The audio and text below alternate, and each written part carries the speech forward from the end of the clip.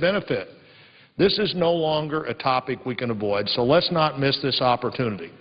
Let's make a promise right now while we're dealing, hopefully, with big issues to workers paying the bill today that Social Security will be there for them when they retire. And, Madam President, I would suggest the absence of a quorum. The clerk will call the roll. Mr. Akaka.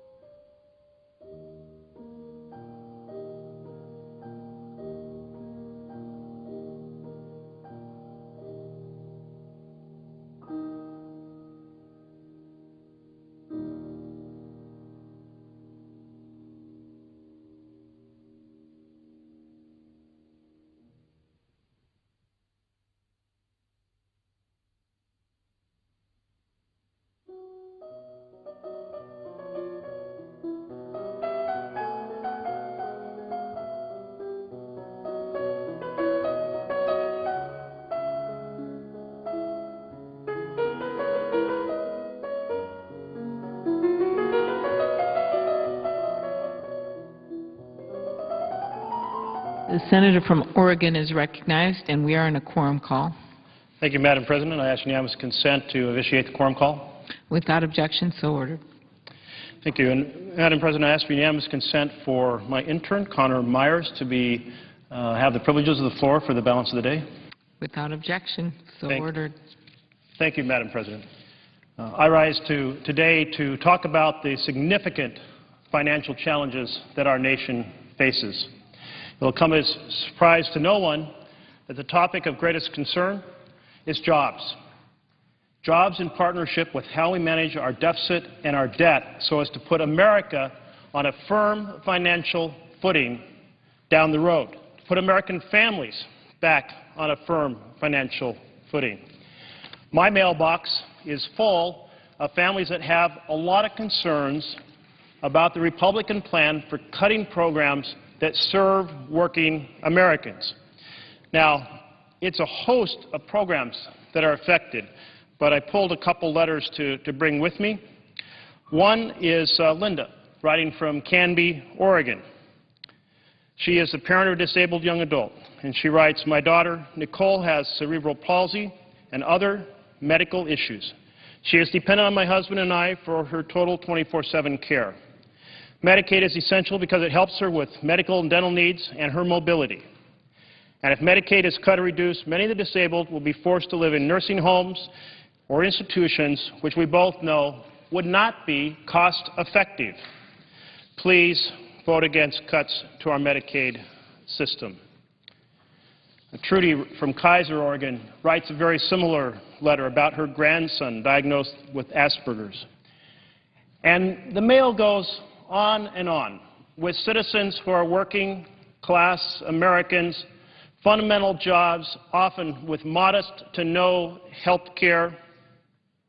They have children, they have grandchildren who will be profoundly affected by the choices we make on health care, the choices we make on education, the choices we make in terms of creating jobs here in America. So this debate has enormous import for the success of our families. And in the context of that importance, we need to understand how we got to the point we are at right now. And so let's start with a 10-year view of what has happened. Now, these statistics might come as a surprise to many of you because they're a little bit out of sync with some of the rhetoric that we hear on the floor of the Senate. Over the last 10 years, from 2001 to 2011, we've had a revenue decrease of 18%. So revenue has decreased by nearly a fifth. Non-defense spending, you'll see no bar here, either negative or positive. The change has been zero over a 10-year period. Zero change. And those are the programs that affect working America, programs that affect unemployment, programs that affect food support, nutritional support, Head Start programs, health care programs, training programs so that people can get better jobs. And then over here we have defense spending up 74%. Well, that's interesting because these three bars tell the story of decisions made during the 8 years of George W. Bush administration. Over here on revenue, we have breaks that were granted to the best off in our society and that have been fought for vigorously, the extension of those breaks by some of my colleagues across the aisle. Breaks for the best off, revenues down over that 10-year period. Over here, we have the fact that decisions were made for two wars not funded by the American people. Now, that's an anomaly in our history. When we go to war, we raise the funds to pay for it, but not during the irresponsible 8 years of the George W. Bush administration. So, it is not a surprise that we now have a deficit problem and that we now have a debt problem because concrete decisions were made, and these are only part of the story. The rest of the story is that deregulation of mortgages leading to a vast tsunami of predatory mortgages on working Americans turned into securities that poisoned financial houses throughout the United States and, for that matter, throughout the globe, also contributed to blowing up the economy and driving down the revenue. So concrete decisions from those 8 years have placed us where we're at. Now, hold on. I'll tell you when I want to. How do we address this shortfall? Well, let's start by looking at how the Republican budget has been laid out, with 3 principal points. The first is to end Medicare as we know it. Well, this plan to create a voucher system in lieu of Medicare is one that, frankly, terrifies every senior citizen in America and every citizen who knows that they will be a senior citizen, who knows that they've been paying for years and years and years into a program that its administrative costs are far more efficient than the general insurance market.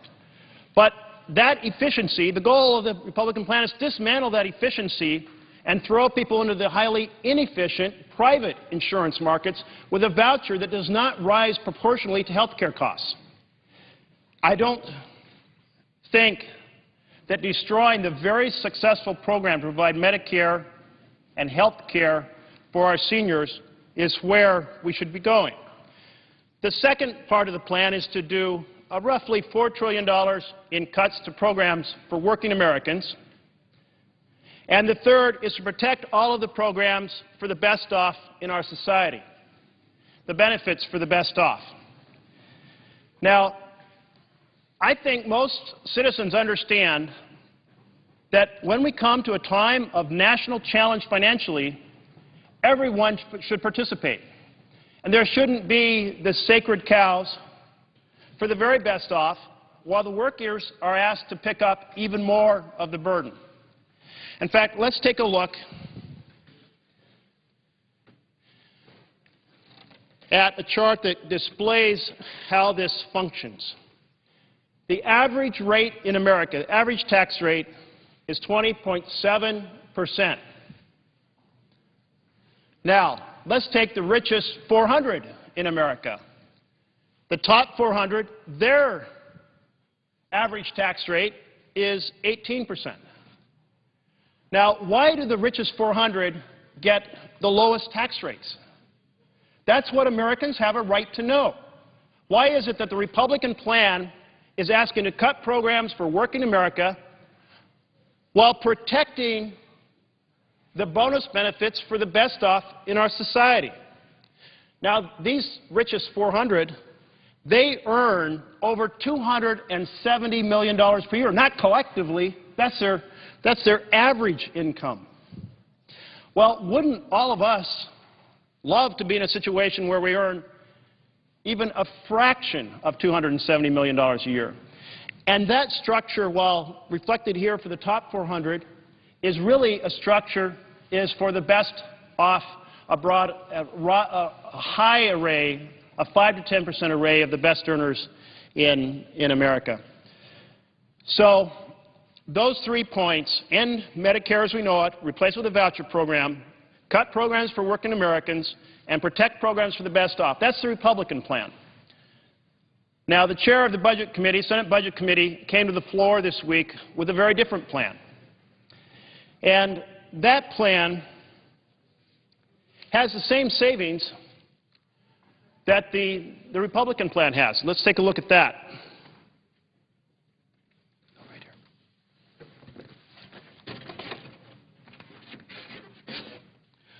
Okay, so under this plan, the budget framework includes the same amount of deficit reduction as the House Republican plan. In fact, actually a little bit more reduction, $4 trillion versus $3.9 trillion. So both plans get towards the same objective of fiscal responsibility, but they go about it in very different ways. First, the Conrad plan throws out, tosses away the Republican plan to end Medicare as we know it. The second thing it does is it puts all spending programs on the table. And So let's turn to that piece of the structure.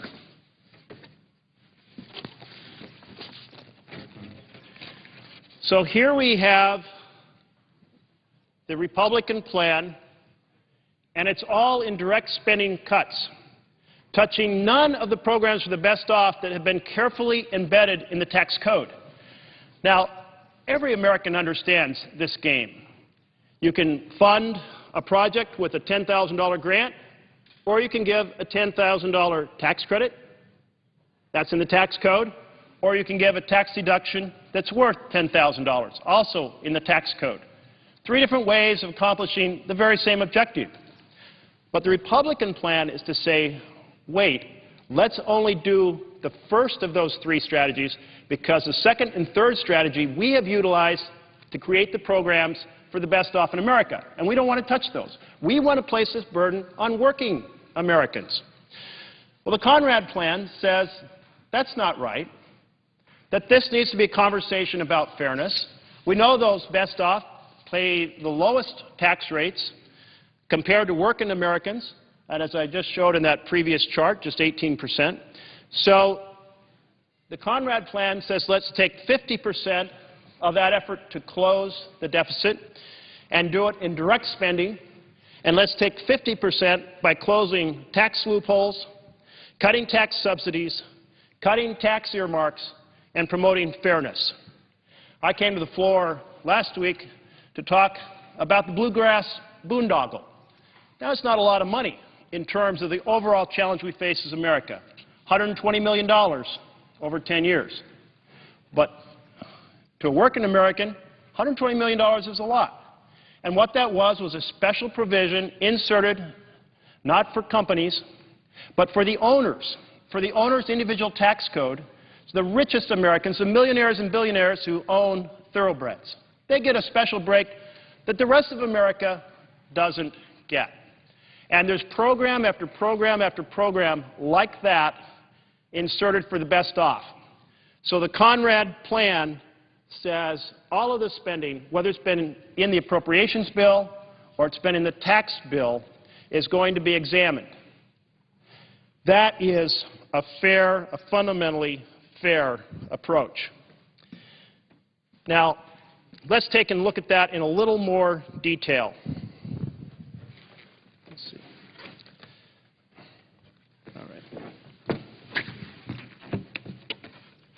First, we're going to look at what the Conrad does in terms of fair rates for the middle class. Well, first, it provides the alternative minimum tax protection for the middle class. A second is it takes and continues tax reductions for the middle class that we have currently. And the third, it cancels the bonus breaks for the millionaires and billionaires. Well, that's basic rate fairness. Then, in addition, it says let's take on those special tax subsidies and tax earmarks that my colleagues across the aisle have been so proud of inserting into the tax code to protect the best off in society, and let's examine them. And if they don't meet the fundamental test of creating unemployment, contributing to fairness, and being more important than other programs placed against each other, then they should be eliminated. In addition, let's take on those offshore tax havens.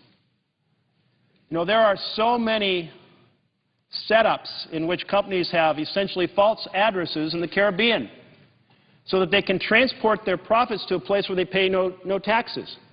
Those tax havens, in combination with abusive tax shelters, need to be ended.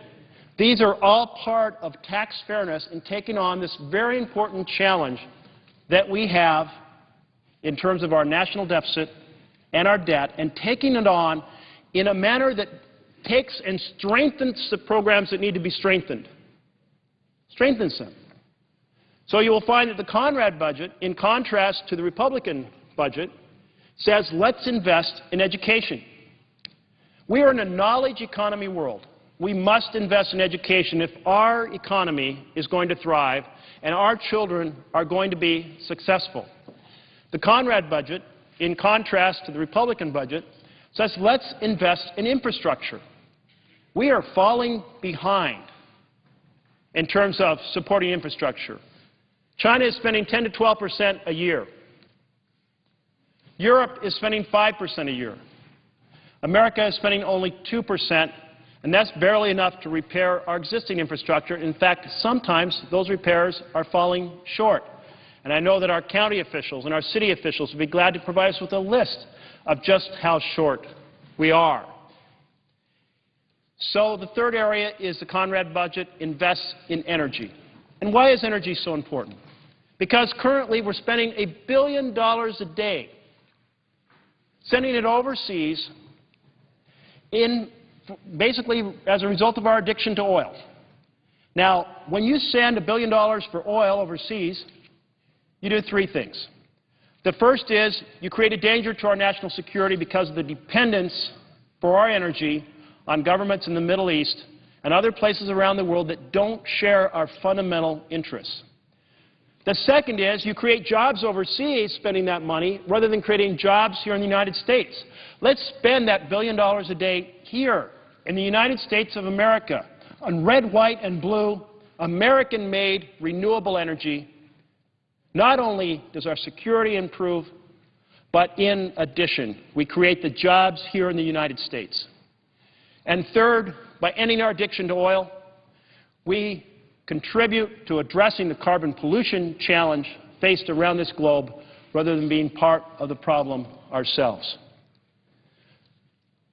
So, let's not adopt a budget plan that ends Medicare as we know it and replaces it with a voucher program, that savages programs for working Americans, and that protects the programs for the best off in our society. Let's instead invest in energy, invest in education, invest in infrastructure, and obtain the same impact on our deficit, but do it in a manner that builds our economy and builds American families. That is the type of program that Trudy would like to see from Kaiser, Oregon, Linda would like to see from Canby, Oregon, and workers throughout the United States want to see because they know that we should have a plan that creates jobs and builds the success of our families rather than doing the reverse. Thank you, Madam President.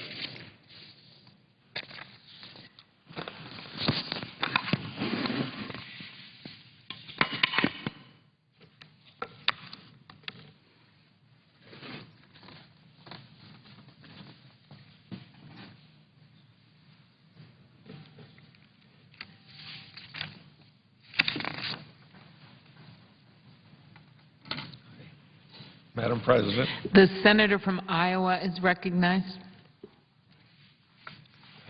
Now you hear the other side of the story. Madam President, it's a privilege for me to come to the United States Senate floor to speak on the issue of the resolution that's before us, which is a sense of the Senate resolution, which means basically the Senate is debating something that's not shooting with real bullets. In other words, it just expresses the Senate. It doesn't change any laws, so it really doesn't amount to much. As the President and congressional leaders continue to debate how best to reduce the deficit, it seems that my friends on the other side of the aisle and my President continue to demand a tax increase as part of any deal. For sure, any discussion of reducing the deficit should include a discussion of tax reform, but tax reform is different than tax increases. And you heard the previous speaker speak about Republican plans that deal with just reducing expenditures, and that's right, because we feel that the deficit problem in this country isn't because the American people are undertaxed, it's because Congress and Washington overspend. However, what is being discussed with this resolution currently is tax increases on targeted groups, supposedly because they can afford it. This is not tax reform. Professor Vedder, of Ohio University has studied tax increases and spending for more than 2 decades. In the late 1980s, he co-authored with Lowell Galloway, also of Ohio University, a research paper for the Congressional Joint Economic Committee. That study found that every new dollar of new taxes led to more than $1 of new spending by the Congress. It didn't reduce the deficit then. You raise a dollar, you increase the deficit. I'll be a little more specific. Now, working with Stephen Moore of the Wall Street Journal, Professor Vedder updated that research last year and came to the same result. Specifically, Moore and Vedder found, and I quote, over the entire post-war II era through the year 2009, each dollar of new tax revenue was associated with $1.17 in new spending. That's like a dog chasing his tail. Very few dogs catch it, and so you raise a dollar here. Well, the common sense might dictate it goes to the bottom line, but it doesn't work out that way.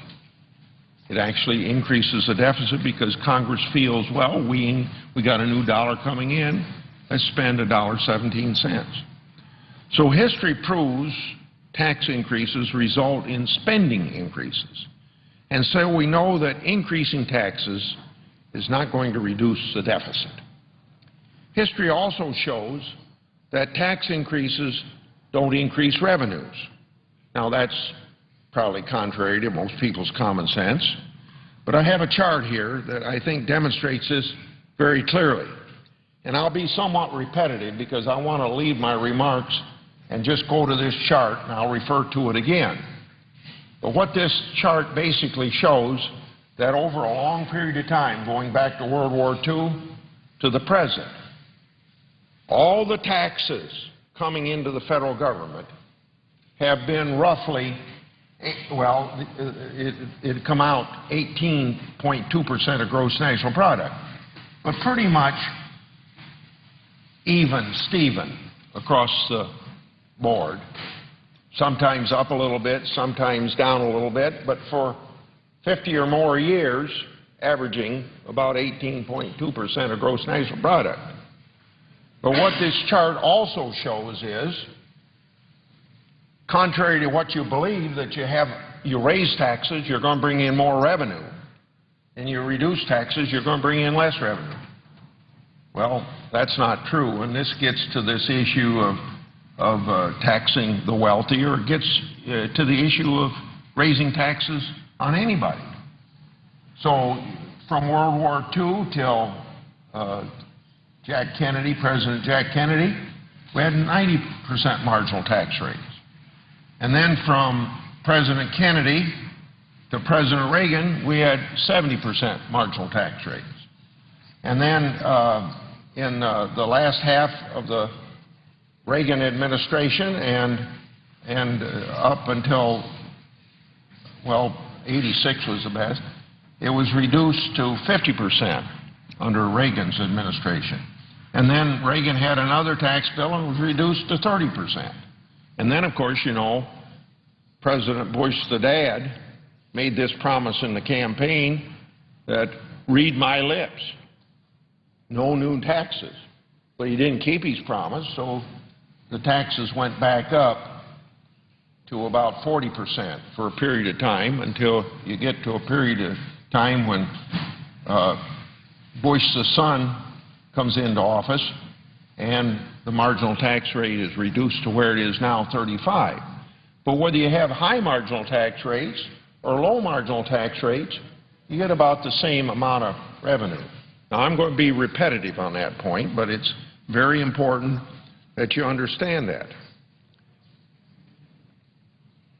History shows that tax increases don't increase revenues.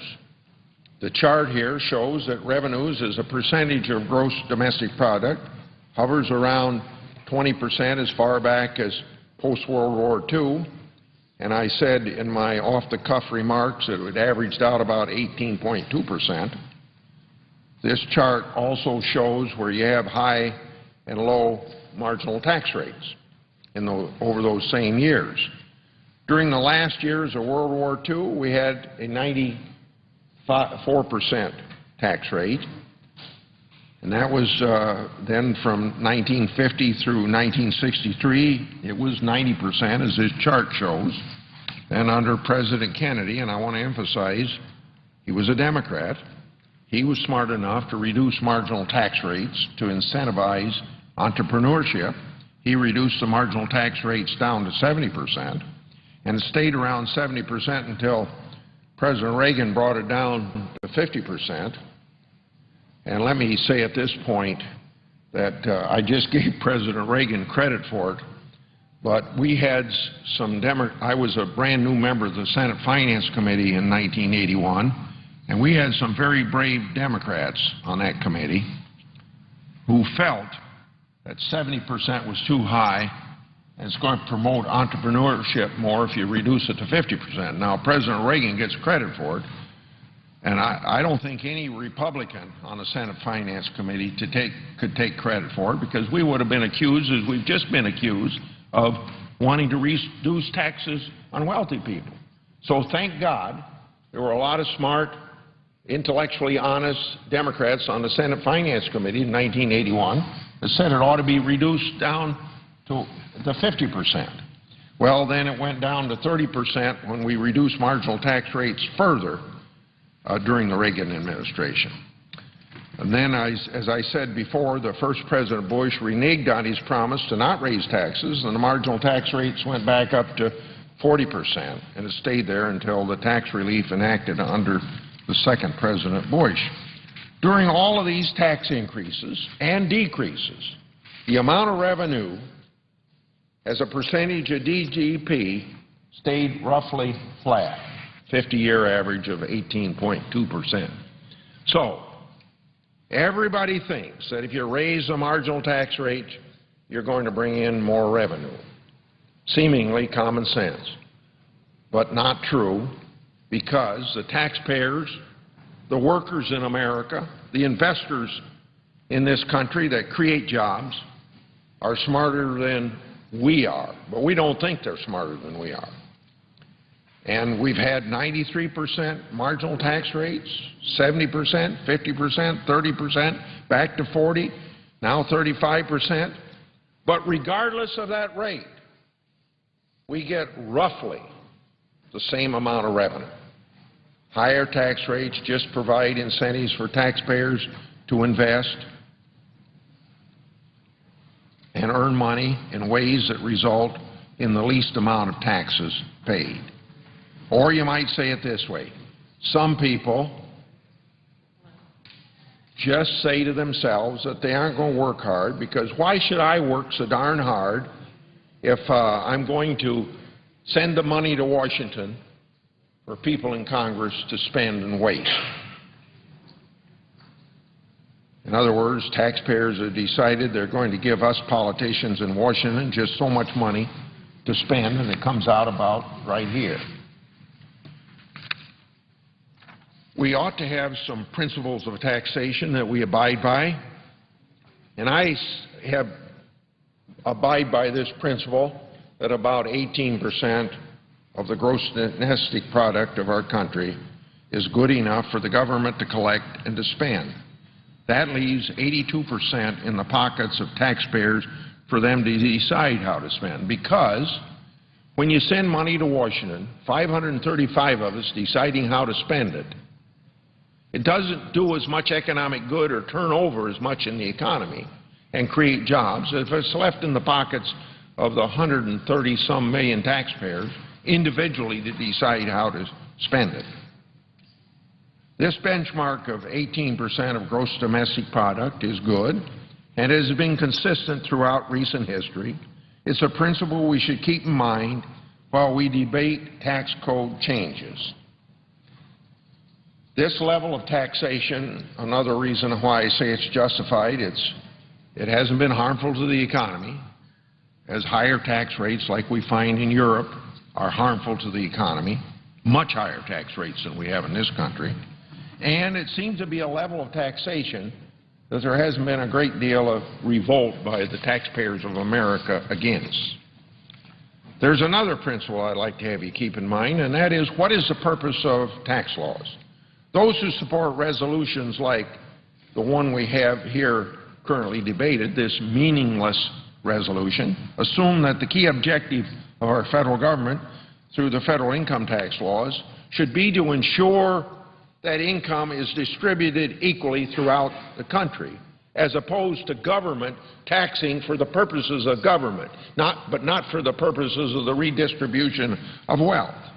In other words, the authors of this resolution believe the federal government is the best judge of how your income should be spent.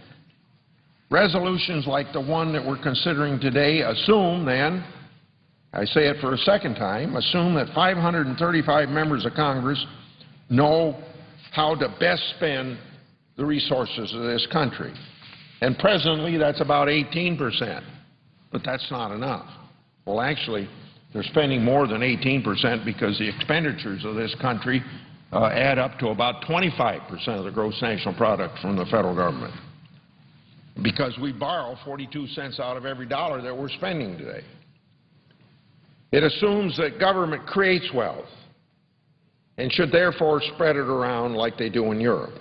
In fact, government doesn't create wealth. Government doesn't create wealth. Government consumes wealth. Only workers and investors, laborers, and people that provide capital, and all, in turn, people that use their brain to invent and create. That's what creates wealth. Yet, as history shows, there is evidence that tax increases lead to more spending, and I quoted Professor Vetter, and that revenues as a percentage of gross domestic product pretty much stay the same regardless, even if the marginal tax rates are very, very high. It would be one thing for me to vote for a tax increase if it went to the bottom line, reducing the deficit. It's quite another thing to vote for a tax increase that just allows more spending and raises the deficit instead of getting the deficit down. The resolution before us now in the Senate requires us to concede, quote, that any agreement to reduce the deficit should require that those earning more than $1 million per year make a meaningful contribution to the deficit reduction effort, end of quote. The resolution does not state that such a quote-unquote meaningful contribution would be accomplished through tax increases, but how else would these authors of this resolution and the taxpayers intend to or make such a contribution? Let me make clear that I do not support this resolution and will vote no on its adoption. However, I think it is a good thing that we're debating such an issue. It is clear that those who support this resolution believe that those earning more than $1 million per year are not paying their fair share.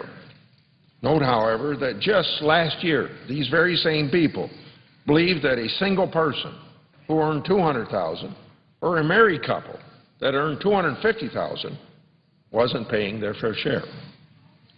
In evaluating whether people are paying their fair share, experts frequently look at whether the proposal retains or improves the progressivity of our tax system.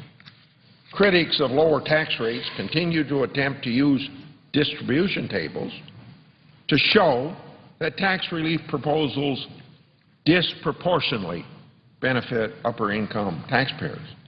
We keep hearing that the rich are getting richer while the poor are getting poorer, don't we? Almost every day here. This is not an intellectually honest statement, as it implies. What does it imply? It implies that those who were poor seem to stay poor, and that those who are rich seem to stay rich. So, I want to dispute that position. In 2007, the Department of Treasury published a report entitled income mobility in the United States from 1996 to 2005. The key findings of this study include, and I got some long quotes, and I won't keep saying quote unquote, but I've got about 4 or 5 paragraphs here. There was considerable income mobility of individuals in the U.S. economy during the period 96 through 2005, as over half the taxpayers moved to a different income quintile over that period. Roughly half the taxpayers who began at the bottom income quintile in 1996 moved up to a higher income group by the year 2005. Among those that were at the very highest incomes in 1996, the top 1/100th of 1%, only 25%, 1 in 4, remained in this group 10 years later in 2005. So the poor aren't always poor and the rich aren't always rich. Moreover, the median real income of these taxpayers actually declined over this period. The degree of mobility among income groups is unchanged from the prior decade, 87 through 96. So I quote, I use the group 96 through 2005, and I'm comparing it with the group 87 through 96, and so I want to repeat, the degree of mobility among income groups was unchanged over a 20-year period of time. Continuing to quote, economic growth resulted in rising incomes for most taxpayers over the period of 96 through 2005. Median income of all taxpayers increased by 24% after adjusting for inflation. The real incomes of 2/3 of all taxpayers increased over this period. In addition, the median income of those initially in the lower income groups increased. Let me start over again. In addition, the median income of those initially in the lower income groups increased more than the median income of those initially in the higher income group. Therefore, and I repeat, whoever is saying that once rich, Americans stay rich, and once poor, they stay poor, is purely mistaken. Because America is a country, a land of opportunity. Now, I want to say that the Internal Revenue Service data supports the analysis that I just gave. So I'm done quoting at that point. A study of 400 tax returns with the highest income reported over 14 years, and I don't know if these are the same 400 taxpayers that my friend on the other side just referred to in his speech, but a study of 400 tax returns with the highest incomes reported over 14 years from the year 1992 to the year 2006 shows that in any given year, on average, about 40% of the returns that were filed were not in the top 400 in any of the other 14 years. Because I got the impression that the top 400 taxpayers in the previous speech may be always the same people. But 40% were not in that group. The so-called share sacrifice resolution before the Senate now does not acknowledge these trends. Hence, I think it's intellectually dishonest. It presupposes that anyone making more than $1 million should be contributing more to reduce a deficit that they likely did not create in the first place. We created it. The resolution assumes that the folks in this income category have always made more than $1 million, that they haven't paid their dues on their way up the ladder of success, and as a result should pay a penalty for their current success even if they're on the way down the ladder. The resolution also assumes that these folks will continue earning what they're earning now. As I just noted, however, the Treasury report and the IRS tax data contradict this position. I welcome this data on this important matter for one simple reason.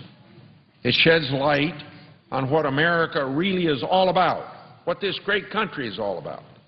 Vast opportunities. And of course, as I just said in these statistics, but you can see it in a lot of different ways as well, we're a country of great economic mobility. This country built by people from all over the world. Our country truly provides unique opportunities for everyone. These opportunities include better education, health care, and financial security, and probably a lot of other things. But most importantly, our country provides people with the freedom to obtain the necessary skills to climb the economic ladder and live better lives. We are a free nation. We are a mobile nation. We are a nation of hardworking, innovative, skilled, and resilient people who like to take risks when necessary in order to succeed. We have an obligation as lawmakers to incorporate these fundamental principles into our tax system. Now, on another matter in this debate, we have also heard much about, quote-unquote, closing loopholes. Well, that sounds good, and I want to tell you how I believe that ought to be done. There's things that are legal and there's things that aren't legal. Let me just say that there are, in fact, loopholes to be closed, and I would support closing them. During my tenure as chairman and then ranking member of the Finance Committee, I worked with colleagues from both sides of the aisle to cut off tax cheats at the pass. The American Jobs Creating Act, signed into law October 2004, included a sweeping package to end avoidance abuses, such as corporations claiming tax deductions for taxpayers-funded infrastructure, such as subways, sewers, and bridge leases. Corporate and individual expatriation to escape taxes, and Enron-generated tax evasion schemes. We closed them. One of the tax-avoiding provisions that the jobs bill shut down was the so-called corporate inversions. Average workers in America can't pull up stakes and move to Bermuda or set up a fancy tax shelter to avoid paying taxes. Companies that do this make a sucker out of workers and companies that stay here in this great country and pay their fair share of taxes. So that was closed. Corporate inversions, we called that. We also closed loopholes used by individual taxpayers. The jobs bill contained a provision that restricted the deductions for donations of used vehicles to actual sales price. Prior to that, fixed, individuals were claiming inflated fair market values before they gave their car to a nonprofit organization. Then the Pension Protection Act, which was signed into law in August 2006, I championed reforms to donations for gifts of fractional interest in art, as well as donations to charities that were controlled by the donors. Because if you give money away, it ought to be given away. You shouldn't control it after you give it away. The same way with your art. In both cases, individuals were taking huge deductions for donations without providing equivalent benefits to the charities to which they donated. In addition to ensuring that income and deductions are properly reported, I also supported giving the Internal Revenue Service more tools to go after tax cheats. The jobs bill contained provisions that required taxpayers to disclose to the IRS their participation in tax shelters and increased penalties for participating in such tax shelters, as well as not disclosing such participation to the IRS. I also authored the updates to the tax whistleblower provisions that were included in the Tax Relief and Health Care Act, which was signed into law December 2006. There was a whistleblower statute long before that, but because of the low dollar thresholds, it encouraged neighbors to blow a whistle on their neighbors. So our 2000 6 changes that I championed. Increase the awards for those blowing the whistle on the really big fish, individuals and businesses engaged in large dollar tax shading through complex financial transactions. Now, I don't know why it took the IRS so long to get this law underway, because they've had plenty of whistleblowers come forth, but we've only had one time so far. I think we'll get a lot of others now, but we've only had one time so far under this provision. Was made in April of this year and recovered $20 million for taxpayers that otherwise would have been lost to fraud from one company. These are just a few examples of my support for provisions to stop abuses of the tax code to make sure everyone pays their fair share. If and when we get around to considering comprehensive tax reform, I would look forward to shutting down any other abuses that exist. But first, we need to be clear on what a loophole is. Itemized deductions are just that, itemized deductions. They're not loopholes. Similarly, deductions and tax credits that enable a corporation to zero out its tax liability are not loopholes. Like, for instance, if you had a loss last year, you can carry it forward to this year. The questions of whether deductions and credits should be limited is a question that should be answered not to raise revenue, but in the context of comprehensive tax reform. Eliminating deductions and credits for certain taxpayers should be subject to extensive review and extensive debate. And taxpayers shouldn't be targeted for tax increases for political sport, as this resolution before us does. I want to finish by summing up in 3 points very quickly.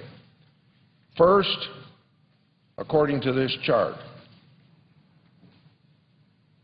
tax increases don't reduce, well, not according to this chart. That's the second point I want to make. First, tax increases don't reduce deficits and they don't increase revenue as a percentage of GDP. Secondly, we ought to have some principles of taxation.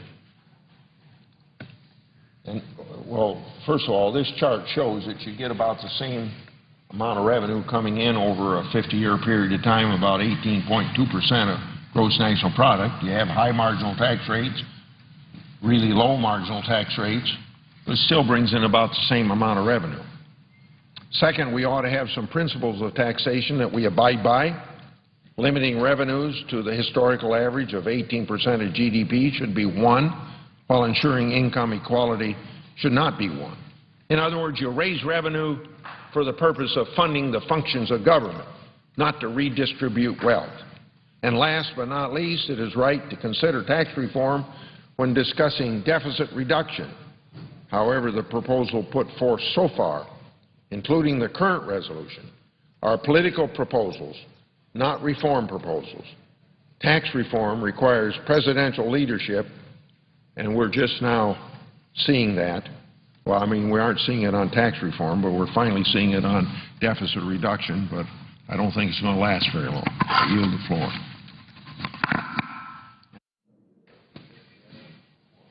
Madam President. If the senator will hold his request. Madam Senator from Florida.